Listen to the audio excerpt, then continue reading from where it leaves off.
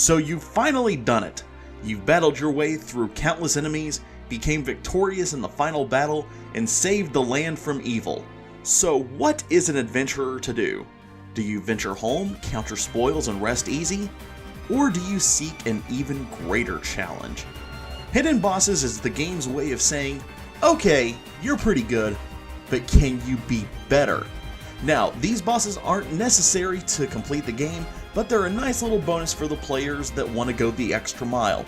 I'm judging these bosses on their wow factor, the battle itself, and bonus points if it happens to connect to the main story of the game. So, now for the rules. Only one boss per game series, only games I've played can be on this list, bosses that are included in DLCs of a game will be counted, and if you're able to encounter the hidden boss even before you beat the main storyline of the game, I'll still count it. Oh, and as your warning now, spoilers ahead. Check this fucking shit out! This is Crow of Murder 15's Top 10 Hidden Bosses. This is going to be a weird entry, so I'm going to get this one out of the way. Take Path 3 in Star Fox. Once you come across the asteroid field, take out this giant asteroid. A giant bird will appear and fly directly into it. Then you're transported to... okay, I don't know what this is. And awaiting you at the end of this course is a giant slot machine. Yeah. Look, I really don't have anything for this one. I honestly just thought it was really interesting and a lot of people knew about this one. Plus, once you beat it, the game just ends, and not in a satisfying way. It's kind of like fruit striped gum. You enjoy it the first few seconds, and then, okay, you're done with it. Aww. Mortal Kombat is known for its secrets, but the first one in my opinion is the best, Reptile. To fight this third mysterious green ninja, you had to fight at the pit, wait for a silhouette to go across the moon, get a double flawless victory without blocking, and performing a fatality, and not just knocking your opponent down into the pit. That doesn't count. He's lower on the list because while it's still a great hidden boss fight, he was really only a palette swap with Sub-Zero and Scorpion's moveset. That is until Mortal Kombat 2 when he was fully fledged out. And bonus points to NetherRealm Studios for keeping this hidden boss fight in the Mortal Kombat remake. See what happens when companies actually care about their fan base? Ahem!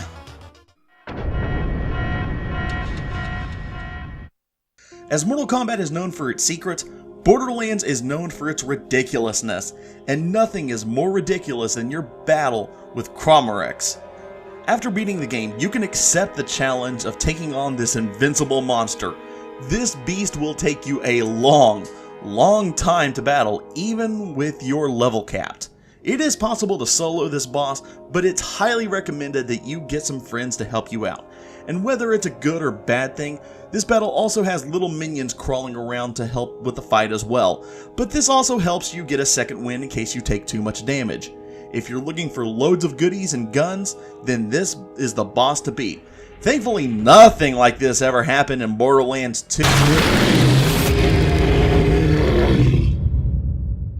Oh God, they're breeding! It's pretty common for RPGs to have hidden bosses, from Chrono Trigger to the Final Fantasy series and so on. But what happens when you put a hidden boss in one of the most unlikely of RPGs? Super Mario RPG was pretty simplistic when it came to its storyline, but once you get to Monster Town, you notice a locked door. Return to Moleville and do a couple of side quests to get a lucky stone. This stone can unlock the door in Monster Town and start your fight with Kulex. This boss is a lot tougher than Smithy, and might take you a couple of tries before defeating him, especially with his 4 elemental crystals attacking you as well. As a little bonus though, if you manage to defeat him, the Final Fantasy fanfare plays instead of the regular victory music.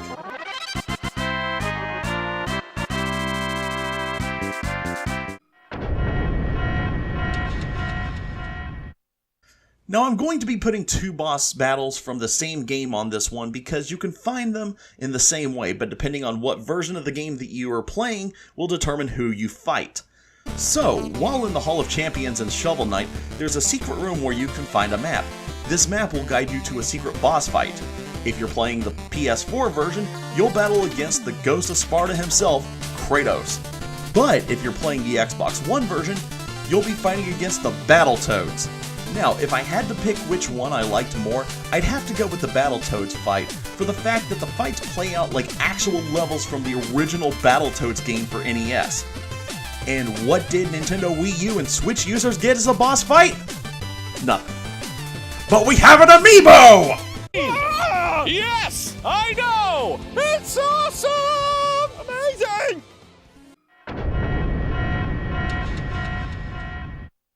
If you would have told me that one of the best games ever was going to be a South Park game back in the late 90s, I would have laughed and said, yeah, I'd like to see that after the disaster of the FPS game they made. Lo and behold, South Park: The Stick of Truth came out, followed a couple of years later by its sequel, The Fractured But Whole. Along the way, you'll meet many friends to help you on your journey, such as the one and only Morgan Freeman. However, don't push his buttons too much, or I wouldn't do that if I were you. You're digging your own grave. yep, you have the option to fight Morgan Freeman. Just a recommendation, make sure you have all your abilities unlocked and everything maxed out as much as possible. So wait, if Morgan Freeman is busy running a taco shop in South Park, who's narrating these new animal documentaries? They ain't scared of him. What is these animals?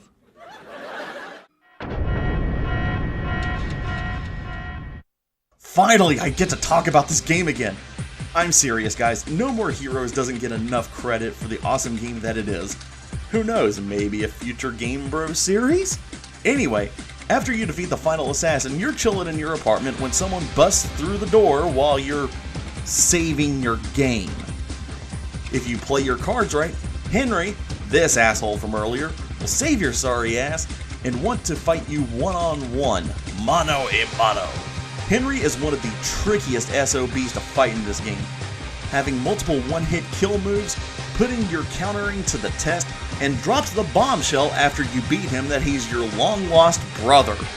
Now, rumor has it that either a new No More Heroes game or remake is being developed for the Nintendo Switch, so we'll just have to see what Suda51 has in store next. You gotta be shitting me!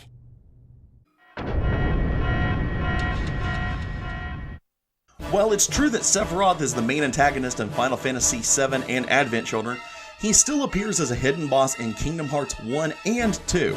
However, I'm putting his battle in from Kingdom Hearts 2. It's a lot more fun, the abilities in 2 are better, and in my opinion, he's not the cheap son of a bitch that tries to keep on spamming that one annoying move that drops your health down to 1 point and...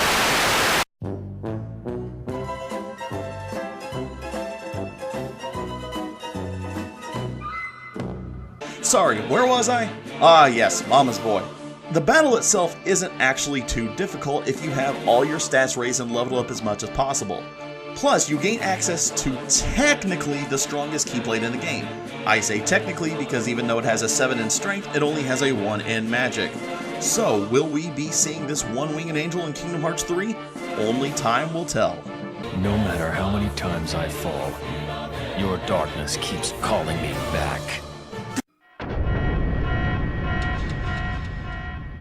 Many of you know Pokemon Gold and Silver are my favorite video game sequels. One of the main reasons is my number 2 on this list. Once you've completed the Kanto region, you can return to Mount Silver for one final battle. Atop of the mountain is the one and only Red. His Pokemon are the highest leveled in the game, consisting of Venusaur, Charizard, Blastoise, Snorlax, Espeon, and Pikachu.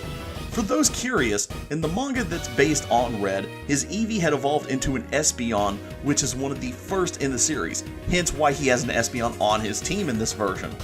It's going to take a well-balanced team to take down the former champion. Now if only you could battle against him again when he had some more experience after this battle. Oh wait!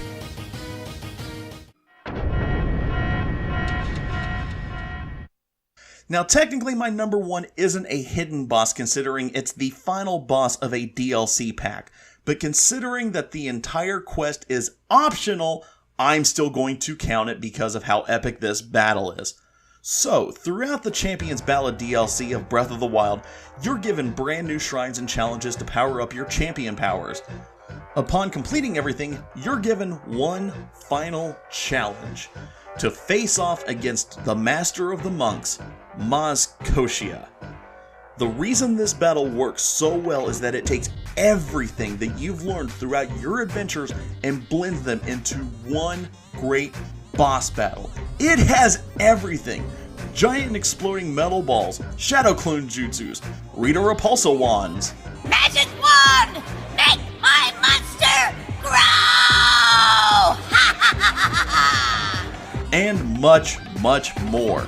And at the end of your trial, you're given your very own divine beast to ride around throughout the land of Hyrule.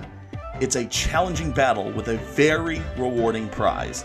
And that's why Monk Maz Koshia is my #1 hidden boss battle.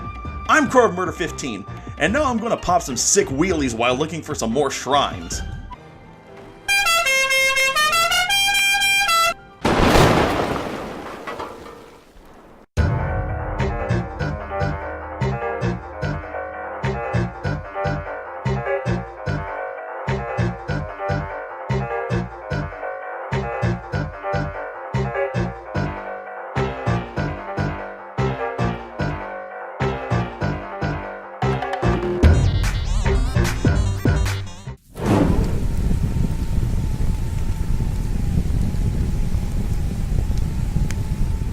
Hey guys, this is Crow of Murder 15. Thank you so much for checking out this top 10 countdown.